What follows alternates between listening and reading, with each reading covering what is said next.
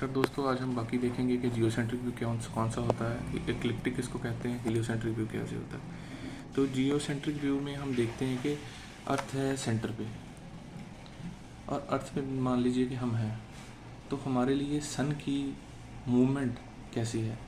तो जैसे कि हम देखते हैं कि सन हमेशा ईस्ट से राइज करेगा और वेस्ट में सेट कर जाएगा, मतलब ईस्ट से उगेगा और वेस्ट में डूब जाएगा।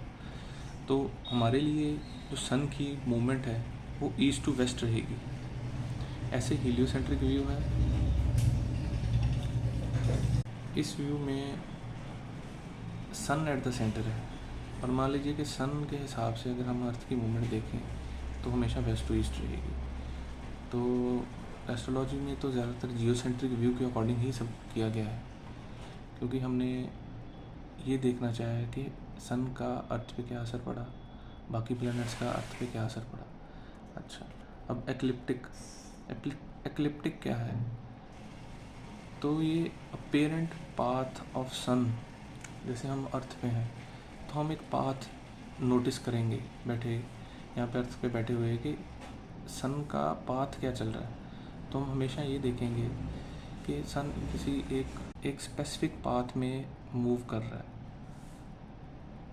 तो उस पाथ को हम एक्लिप्टिक कहेंगे, जिसे रवि मार्ग भी बोला जाता है। उसके बाद दो टर्म्स हम और सुनने को हमें मिलती हैं, राहु और केतु, जिसे असेंडिंग नोड और डिसेंडिंग नोड भी बोलते हैं। इन्हें शैडोई प्लैनेट्स भी बोलते हैं।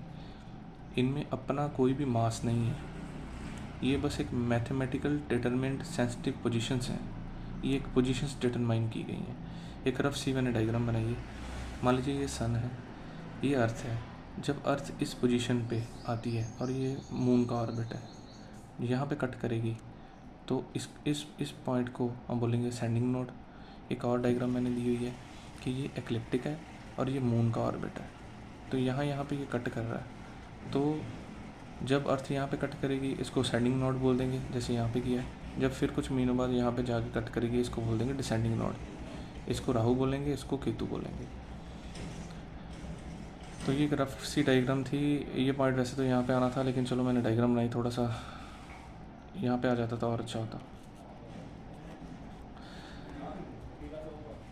अब एक चीज़ लास्ट में हम ये देखेंगे कि जो एक्लिप्टिक है वो इंक्लाइंड है। अगर अर्थ के हिसाब से देखें तो 23 डिग्री 5 मिनट्स पे वो इंक्लाइंड है। तो ये सन की रोटेशन मान लीजिए अर्थ की तरफ से, तो ये ऐसे चलता है।